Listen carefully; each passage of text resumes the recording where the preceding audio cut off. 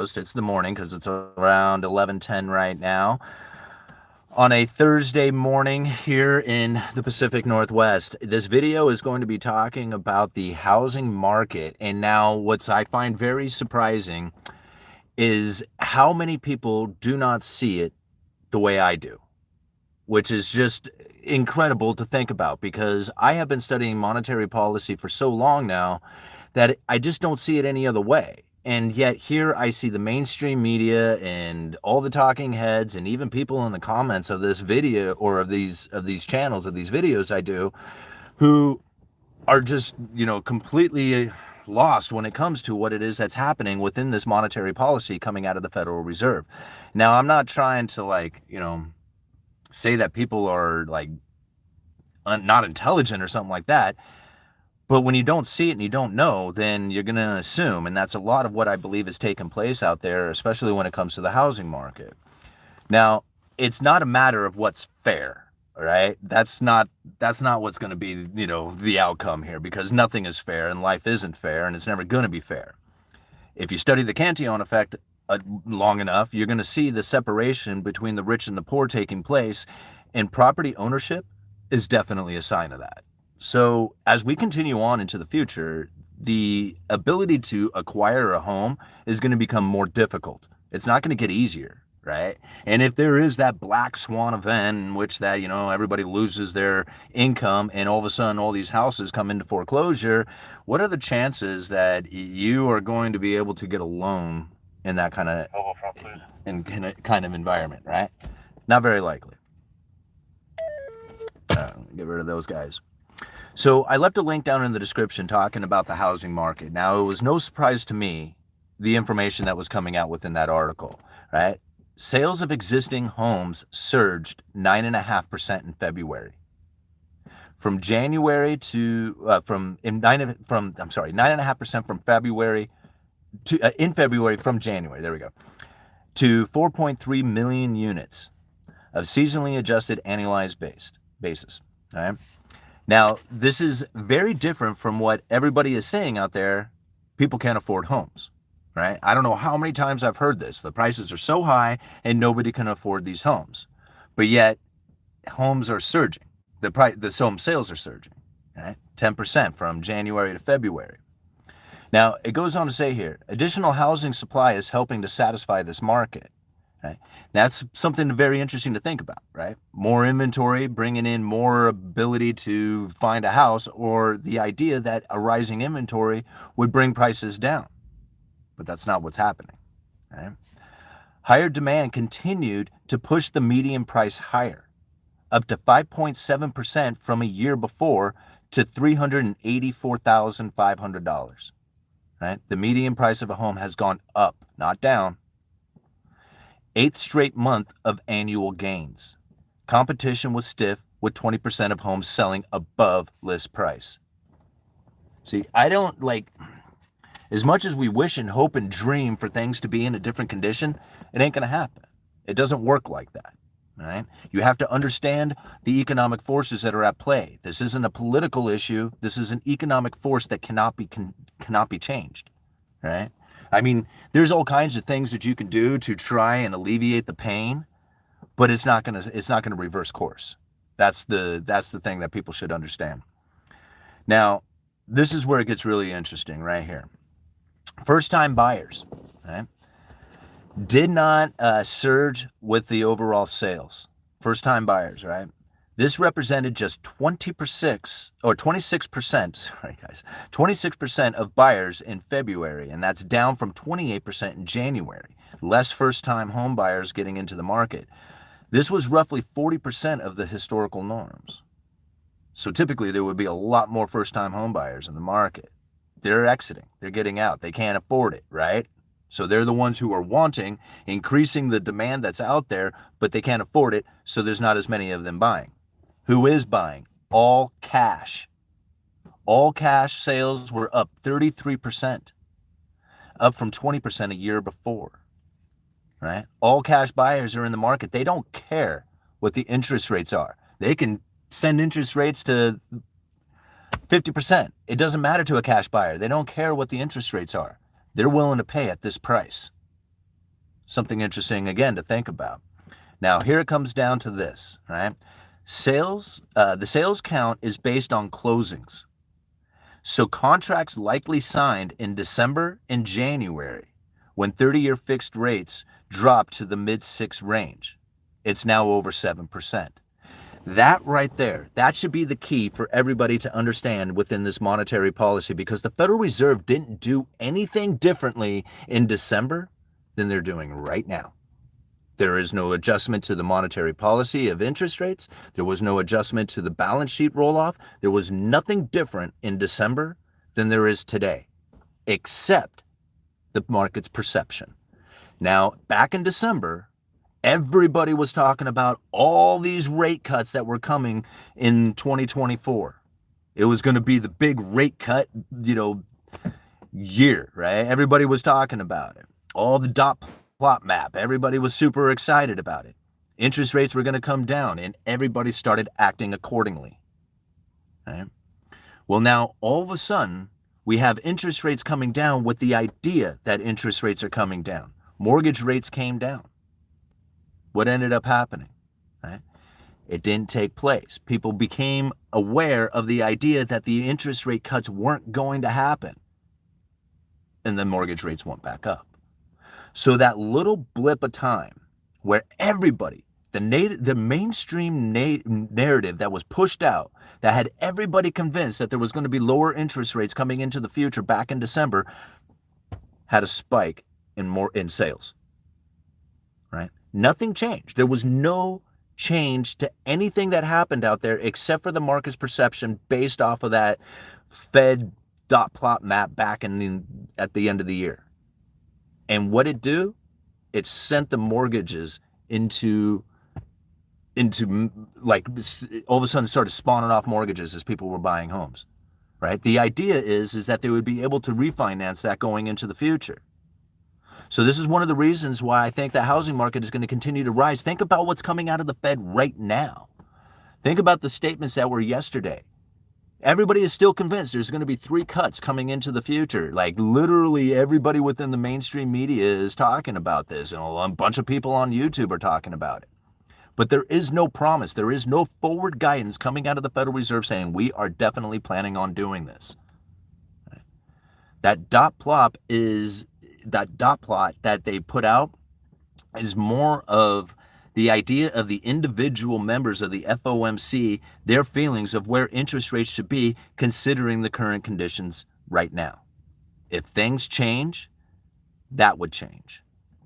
So this is really important for a lot of people to understand, because this isn't forward guidance. This isn't the Federal Reserve saying we are definitely cutting rates into the future.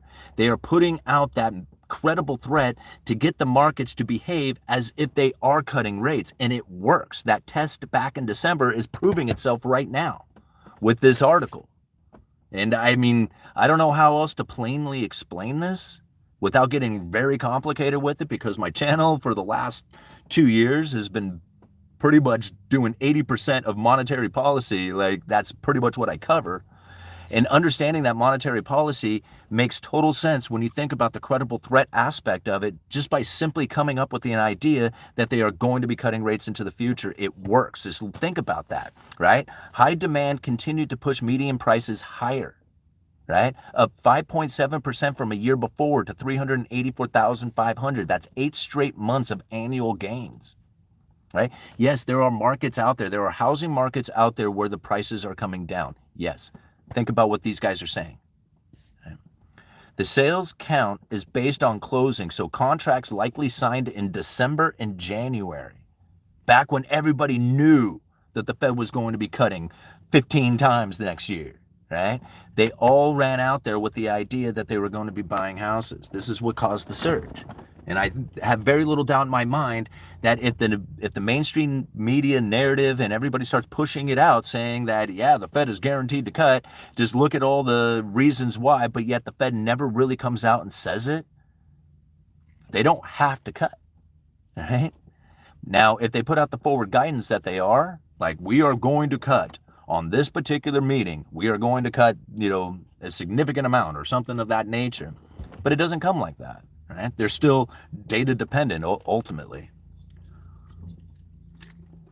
They're saying that it's getting closer. All right, we're getting closer to the need to start, adjusting the balance sheet tapering. But they didn't make any promises of it. They just said that it's getting close. What does that mean? It's your own interpretation of it. All right, let's go and take a look here. Hey, JC, thank you so much for joining the channel. You're going to really enjoy being part of the channel. At least once a week, we do a members-only live stream where we break down some Fed speech or some like really kind of obscure monetary policy, or maybe not even that obscure, just kind of, going back over it to make sure that everybody can understand. But the one thing that I have definitely found from the memberships is that people are learning a lot, and we have so much like good, intelligent people who are within the comment section of the main or the membership videos that it's really like, I don't know if you could find a better course to have a discussion in. So, all right, let's take a look here. We got $4.99 from Super Duty OHV. How does Cantillon effect play into prospects of retirement? What is your strategy to achieve retirement? Seems like retirement is running away. Well, I certainly would not count on any kind of like traditional retirement plans that are out there. I mean, I contribute to a 401k just the same as a lot of people do out there, but my belief that the 401k is actually going to be there for me, I have very low expectations of it. I have very low expectations of Social Security. I have very low expectations of Bitcoin. I really have no expectations when it comes to silver. So ultimately, all my expectations are into the decisions and investments that I am making on my own. Now, I do have a bit of a stock portfolio that I'm trying to build up, but ultimately what I'm going to need to find is some sort of asset or some sort of paying asset out there, right? Whether it's rental incomes or finding enough dividend paying stocks and being aware of what stocks I need to have my portfolio allocated to. That's the direction that I'm going for, right? I'm not counting on anybody else out there. I'm certainly not counting on the 401k or Bitcoin, all right? Now, if they happen to be there at the end of it, hey, cool, bonus, right on. Same thing with Social Security. But it's going to be a very difficult road heading into the future when it comes to these retirement plans. And I wouldn't put my trust into anybody else out there. I just trust myself, and, hopefully the online brokers that I'm using will, not go bankrupt in the middle of my retirement plan. So that's me personally. It's just like, it's going to, you think about it, Cantillon described there's three people who live independently of the state. So if you're going to live independently, that's like being in retirement. You either have to be the prince, whatever the hell that is nowadays. I don't know. You can figure that part out. The property owners, or you can be the capitalist who invested into that system. So those last two, being the capitalist and the property owner. That's the mindset that I'm going for. I'm going to try and do that for myself and hopefully not screw it up along the way. Thank you for the $4.99. That's really cool of you. All right. Did Cantillon effect come into play when we all got stimmy checks, new money? Yes, absolutely. Absolutely it did. I mean, you think about it, the new money coming into the system, what did that do? What did that do for all the people out there when it came to the decisions that they started making with that money? What did they do with it? They spent it. They spent it in all channels at once. And Cantillon describes, if you want to see inflation, it has to happen, money coming in at all channels at the same time, right? Otherwise, it's not going to cause inflation. So you think about it, quantitative easing 1, 2, 3, and 4 failed to produce the inflation scenario that the Federal Reserve was looking for. Why? Right? Because the only people who had access to the money were people who were borrowing it. So people who were borrowing money to buy houses and cars and stocks and bonds and all that other stuff, all those things, all those assets started to inflate in price. But your standard of living, like the actual cost of living, really wasn't that much, right? Now, I know a lot of people will be like, hell, bull, I pay so much, whatever. They come up. I'm not talking about your own personal beliefs or the real numbers out there that you can go and get. I'm talking about the numbers that the Federal Reserve uses to adjust their monetary policy. They could not find the inflation that they were looking for after taking their balance sheet from $850 billion to $4.5 trillion. It was like, it blew everybody's mind that it didn't cause a hyperinflation scenario. I was one of them. I thought for sure that the dollar was going to be cooked. It was done, right? It's one of the reasons why I dumped every dime I had into silver, thinking that I was protecting myself from an inflationary scenario that was about ready to kill everybody. Right? This was back during the quantitative easing 1, 2, 3, and 4. But it never happened, right? Inflation never killed everybody. There was no hyperinflation scenario. In fact, the Fed had trouble finding the inflation that they were looking for. And in 2018, right, monetary policy for a low neutral interest rate world, that was the major problem, is that inflation expectation was persistently too low. So now you think about this, right? What happened? We all get this money. Not everybody, I understand some people didn't get the stimmy checks or whatever, but most people got a chunk of change in. So now what happens with this chunk of change that everybody has?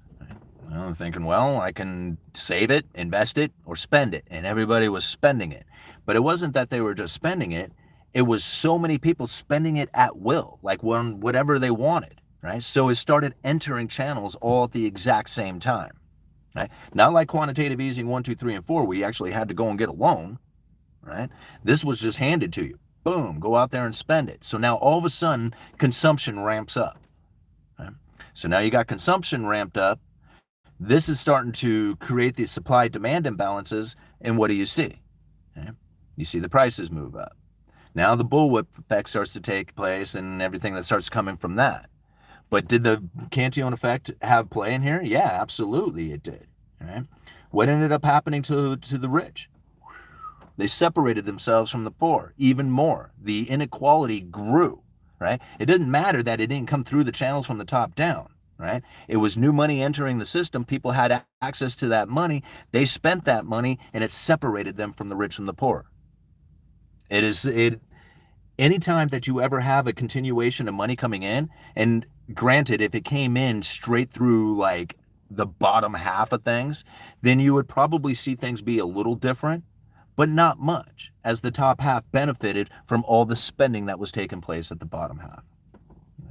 Actually, it wasn't even the top half. It was more like the top 2% or whatever it was. All right. Even if you're capitalist, you depend on the labor of working people. People get caught up on the money, and only thing that matters is resources, energy, knowledge, and labor in the position that you have put yourself in. Yes, absolutely. There are people who work and people who don't work, right? The people who don't work are either capitalist or homeless, right? I mean, that's the only way it's going to work, right? Either you have spent time, effort, or just happen to be in a great position because of your family. You have acquired enough power through the money and asset allocations to then not have to work. Other people are going to work, they're going to work hard, and you're going to benefit from that, right? And that's not an evil thing, right? I mean, some people might see it as an evil thing. That's an economic force that's happening out there. There's nothing you can do to stop that. Right? So the only thing that's going to stop it is a collapse of the system. I mean, otherwise, people who work hard are going to put their money towards things, invest that money towards things that are going to pay them. Otherwise, they're going to work hard for nothing, right? For a good time, for pleasure. They'll work hard for pleasure, but they won't work hard for excellence. Right? If you're working hard and you invest that money and you're getting a return on that money, that's working towards excellence, not working towards pleasure. So anybody who's, people are working towards excellence, yeah, they're eventually going to come to a point where they don't have to work anymore. And the other people who are out there trying to chase excellence, right, end up pursuing pleasures, they're the ones who end up paying for the people who have just done excellence. Does that make sense? I don't know. It's kind of backwards, talking. Here we go. Jake from Northwest, $2. C. Ricker versus Brent Johnson debate. Which side? You, why? I didn't watch it, actually, and I probably should, because I think that would be a great one to see, Ricker and Johnson go at it there and talk about, dollar milkshake theory and, currency wars and stuff like that. I can imagine that being a really good debate, but I haven't seen it. So. Thank you very much, Jake, man. I really appreciate the support for the channel there. All right. All-nighter hider. Keep an eye on Las Vegas. When things start going bad for Las Vegas tourism, that's a barometer of the health of the economy. That's actually a pretty good that's actually a pretty good indicator. Dion did a video down in Vegas when we were down there for Mike Zuber's One Rental at a Time conference. He was kind of going around on the strip and he was talking to like the Flamingo girls and stuff like that. And he stopped one of them to ask about inflation to see, like, just kind of get their understanding of what inflation is. It was kind of a funny video too. Some of the things that she was talking about, like she had no clue of how to figure out what, a 4% inflation or something like that was. It was comical and a bit sad at the same time, but she had some very profound information within it that not a lot of people, I think, picked up on, and to me, it was probably one of the best economic indicators that I had heard in a long time.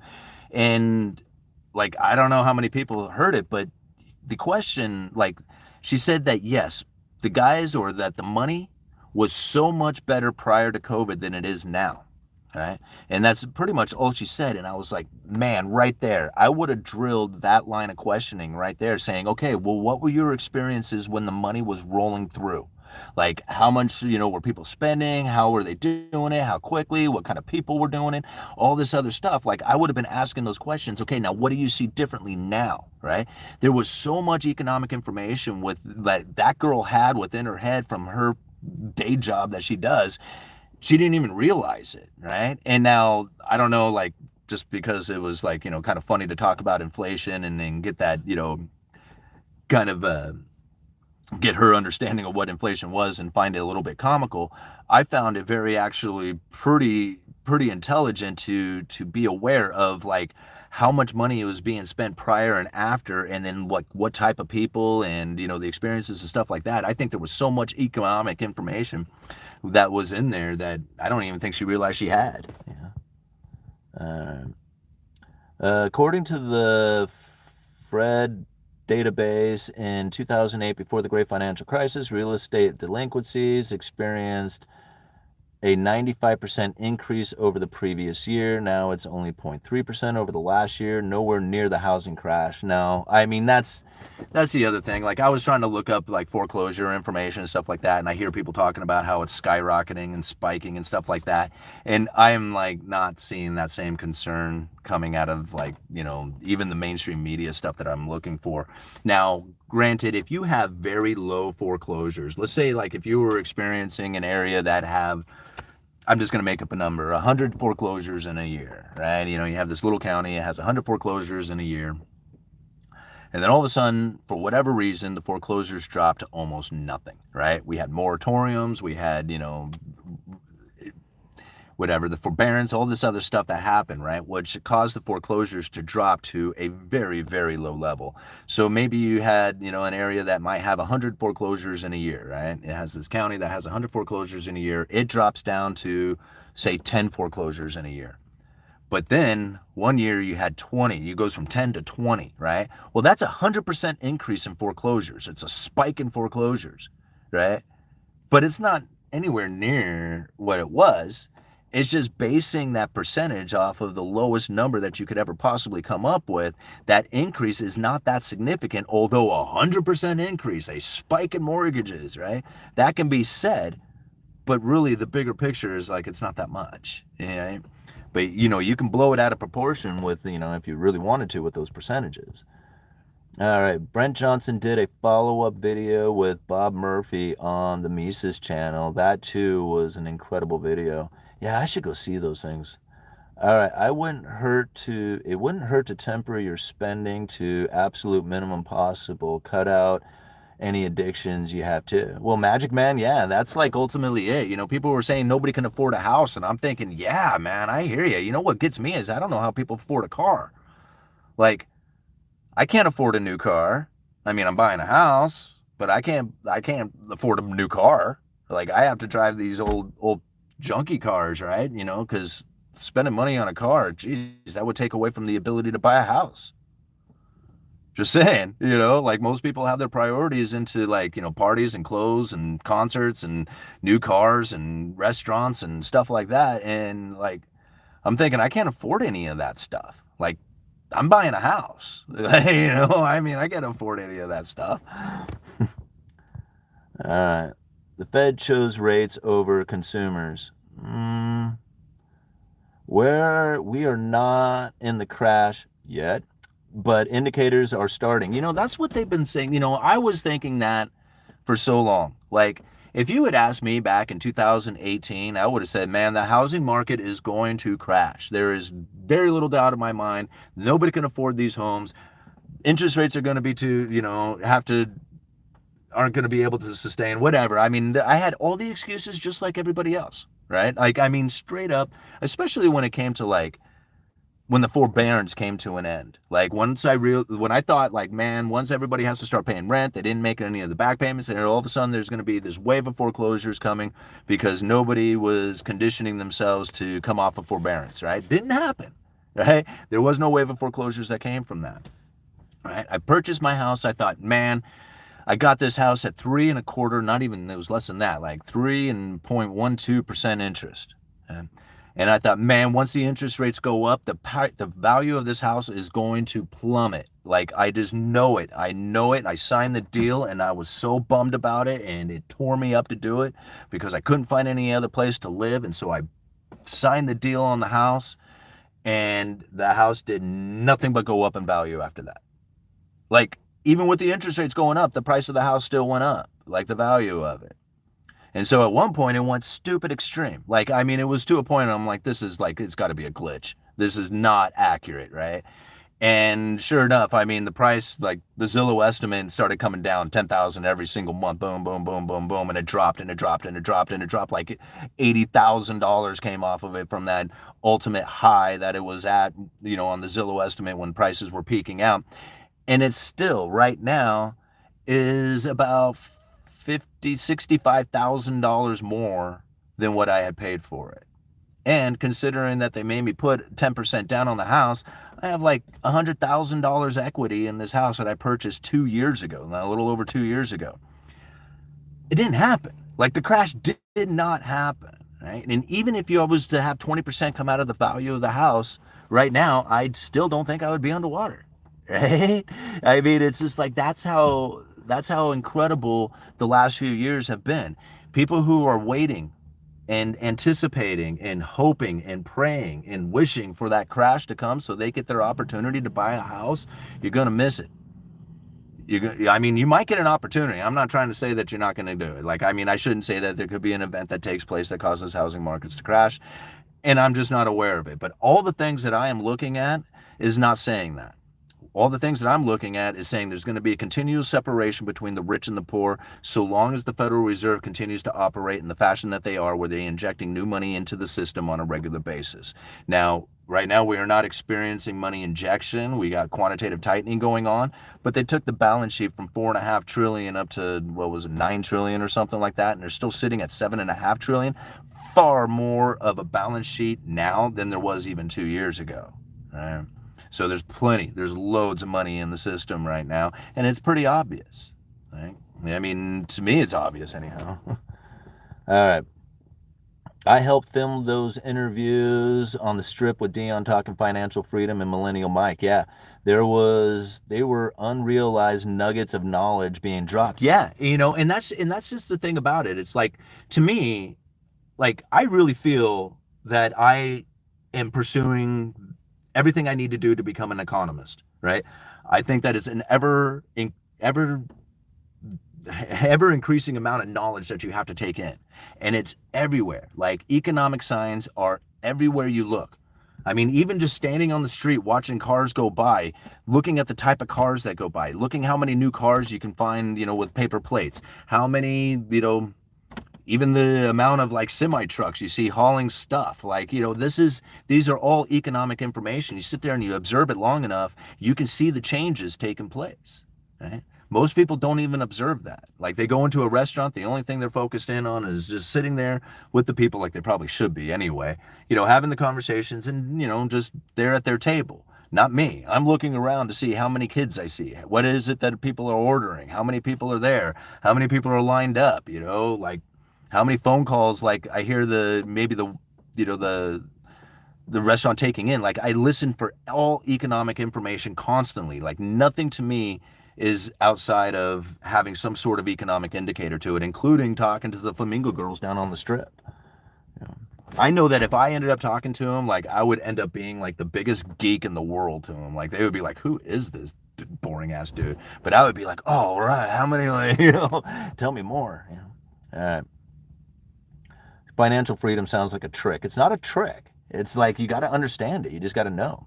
Very true, UE, which is why I also look at the absolute number of delinquencies as well as just as you say. Yeah, and that's just the thing. Like, oh, here, I got another $2 from Jake. But that's just the thing. Like, when you look at foreclosure process is very different from actual foreclosures, like actual foreclosure completions, right? So you like most people don't get the best help from the bank if they know that they can make the payment, if the bank knows they can make the payment. If you go into foreclosure, now they're going to do whatever they can to work with you, right? Because they want you making that payment. You're like, hey, I'm going into foreclosure. What do we do? They're going to come up with all kinds of, programs or awesomeness or whatever to try and help you with in order to keep you from actually foreclosing on that house. But unless you're in the foreclosure process, you probably won't get a whole lot of help from the banks, right? You can tell them, hey, I'm suffering, I'm doing whatever. They're like, again, they're going to try and get as many dollars out of you as they can. But the moment that you're in foreclosure, now they're going to jump on it and help. All right. Why does the stock market not follow the weak consumer? You got to think like, okay, I don't think the stock market price is necessarily a direct reflection of the consumer or the economy itself. Like the stock market is not the economy. And a lot of people look at like the Dow or something like that and say, "Hey, the Dow's going up, the economy's doing great." But that's not really like a good indicator. You have to think about stuff like this. The daisy chain of like financial conditions that happened out there. If you have a situation in which, like, I'm just going to kind of come up with this hypothetical situation here, right? You got interest rates coming down. All of a sudden, people are like, hey, man, I can borrow money at a cheap price. Well, you're not the only one, right?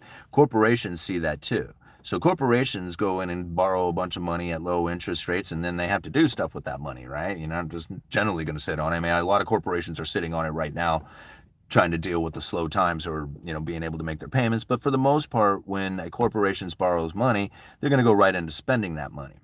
Now they're going to expand the operations, hire people, equipment, buy back their own stock, right?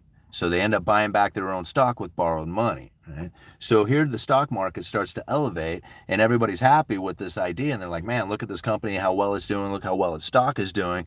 But yet it's maybe this situation in which that borrowed money is causing it to go up. Now, I'm not trying to say that's what's going on out there in all situations when it comes to the stock market, but these are the type of events that are happening out there that doesn't really have anything to do with the consumer itself, right?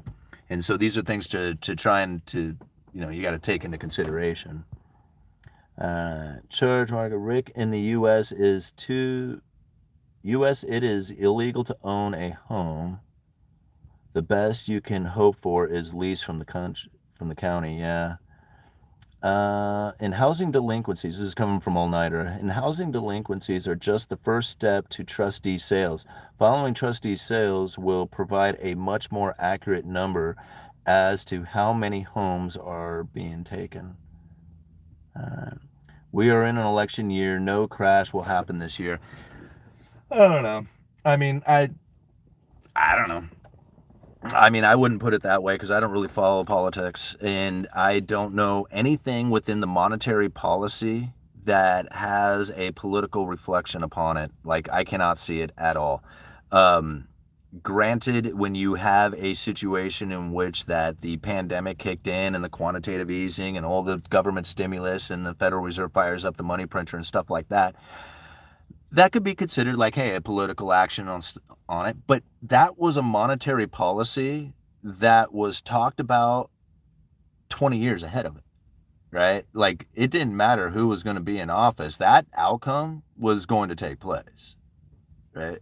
And so you can look at it like from a political fashion, like, oh, they needed the Federal Reserve to fire up money. And like, the Federal Reserve already knew 20 years ago at one point that they were going to be firing up, doing the quantitative easing and all that other stuff. They had no clue 20 years ago who was going to be president today, right? So to me, like, no, that's not part of it. Like, they don't look at the election year and say, oh, we need to adjust monetary policy to be accommodating to this particular administration. I cannot find anything within their statements, through monetary policy, through the Fed speeches, through anything that I've ever read that has that kind of suggestion to it. Now, I find all kinds of people out there who make that suggestion, including like some even up into the political environment of it, but it's not accurate. That's not even close. And understanding monetary policy separated from the political, like the fiscal policies and everything else out there, it clears everything up. It makes a lot of sense, and you can really see it for what it is. The moment that you start throwing politics into it, then it becomes very obscured and cloudy and very hard to understand. And then you got these crazy political debates going back and forth and stuff. And it becomes very unclear at that point. I work in the last independent mill in Sydney region, Australia. We cut mainly for sheds, jetties, fences, new home building, etc., or non-home building, etc. Our company does complete supply chain tree to delivery. We have 3 months wait on orders. The country is meant to be in a per capita recession and inflation higher than official numbers. What's going on? I'm not sure. I'd have to learn a little bit more about what you're talking about there. All right, from the same Fed data set, in 2008, there were 35 billion in foreclosures over the previous year. Today, it's $16 million over the previous year, nowhere near the same environment. No, absolutely not. Like the idea of a foreclosure causing a housing market crash, I mean, I'm not saying that isn't going to happen. What I'm going to say is that you're going to have to see a huge spike in unemployment and be there for a while, right? A very significant spike in unemployment and be there for a while before I would imagine the foreclosure starting to be a significant level that would cause like home prices to come down, or like the crash scenario.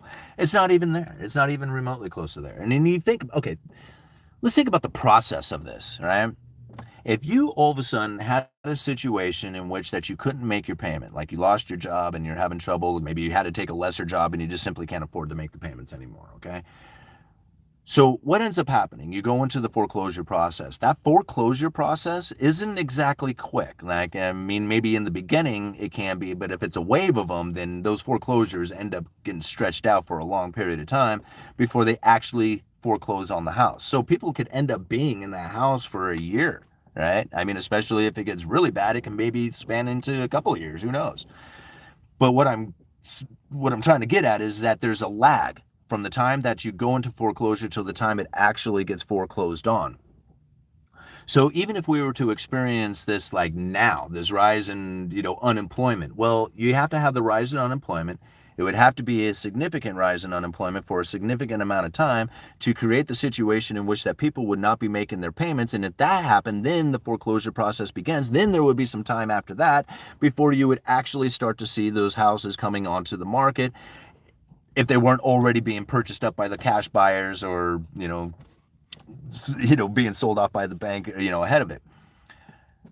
In that situation, you would also have to be in a position in which the house prices have fallen, right? See, if they're still elevated, then you can just sell the house.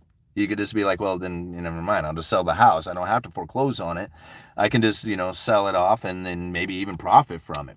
So the house prices would have to come down as well, right? And we're not seeing that. The house prices are going up, right? Maybe not in all areas, but there was a 5.7% gain from last year to this year. All right, what time is it? Okay, guys, I got about 5 more minutes and then I got to go. But thank you. We have 340 people watching, which is awesome. 110 likes right now with $8.99 in super chats. You guys are always so supportive of the channel. I really appreciate it. It would be nice if you go and hit that like button. If you've enjoyed this video, go and hit the like button. When the video gets uploaded here in a few minutes, the YouTube algorithm will pick it up and spread it around for more people to join in on the channel. I left some links down there in the description to some articles. This one that I was reading from, both of them I believe are CNBC's articles. Not everybody believes that the Federal Reserve is going to be cutting interest rates. There's an article down there for that as well.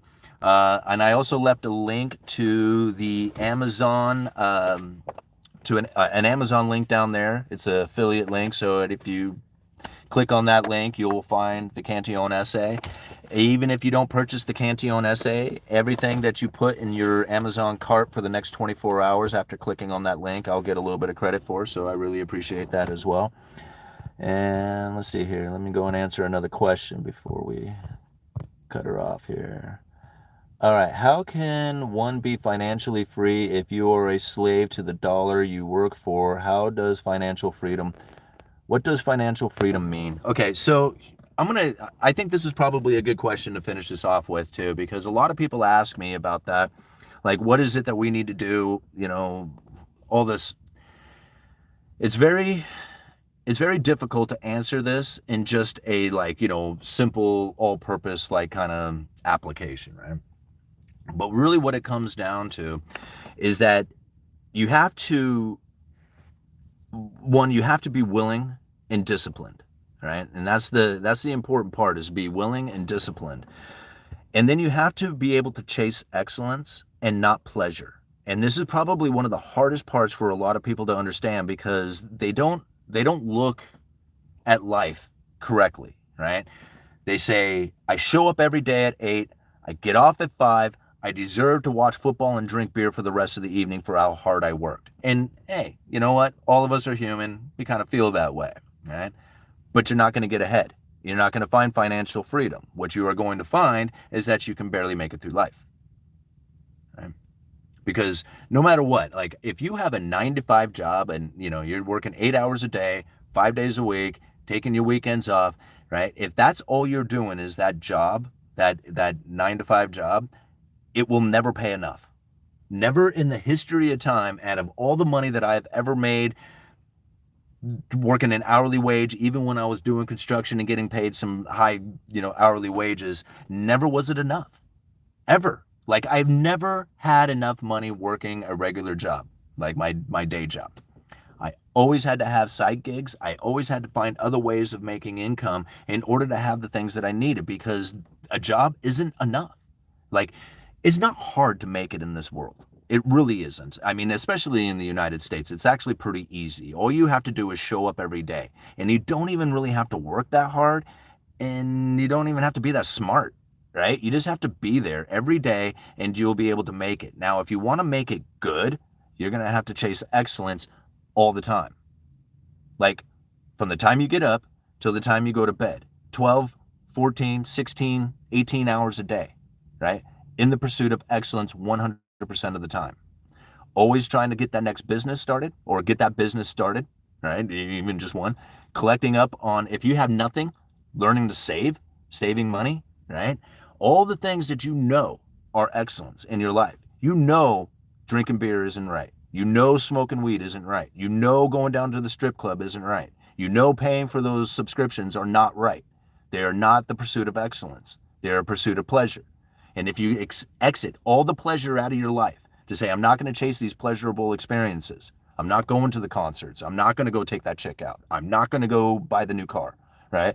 If you get all that stuff out of your life and you just start pursuing excellence and you start trying to make that next sale, or try to get that business off the ground, or try to do the things that are right, you will find that the dopamine hits you get from that will then force you, literally force you into pursuing more excellence. Like, I used to love watching movies. I would watch 5, 6, 7 movies a week, right? I mean, every single day I would watch a movie at the end of the day. I loved movies, all kinds of them, right? I like going to the movie theater, Netflix, all this stuff, right? Now, I had to exit it out of my life because I was a waste of time. So I stopped watching movies. Now, when I sit to watch a movie, I get very antsy. I can't sit there and I'm thinking I'm wasting time. And I cannot get the dopamine hit off of it like I once did until I start going and checking emails and reading articles and setting up the next videos. That's where I'm getting my good feelings from, right? Is that constant chasing of excellence. So again, like there is no step 1, 2, 3 for it, right? This is how you have to do it. If you do not have some sort of passion that you are following, you need to find that. You need to figure out what it is that you're good at.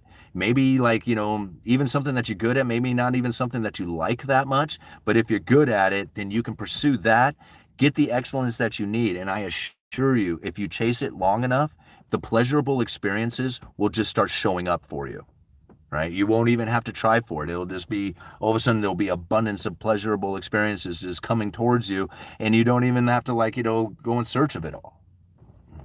All right, I'm going to leave it here. You guys have been awesome. I got to go back to work. I got 5 minutes to show back up there. All right. Nolan F for the $4.99. Good, you gave me so much hope. Also finally able to join a live. Haha. All right, man. Well, thank you so much for being here. You guys are so awesome. And understanding monetary policy, understand the Cantillon effect, and understanding it from a working class position gives us a very unique view. All right? It's something that not a lot of people have. And what I find very interesting about it is that we in the working class, day job, selling lumber, doing whatever it is you're doing, driving truck, even working the strip, we have insights, we have view, and we have knowledge unlike anybody else has access to. And they are actually, those people who are the experts are waiting to get the data that we are living in real time. Think about that for just a minute. We have a very unique position. The problem with it is that most people don't understand macroeconomics well enough to know what it is that they are looking at, very much like the flamingo girl down on the strip. Just a couple of questions, and we could have had so much economic information drawn out of that conversation, some that would just blow people's minds. All right. Uneducated economist, you guys let me know.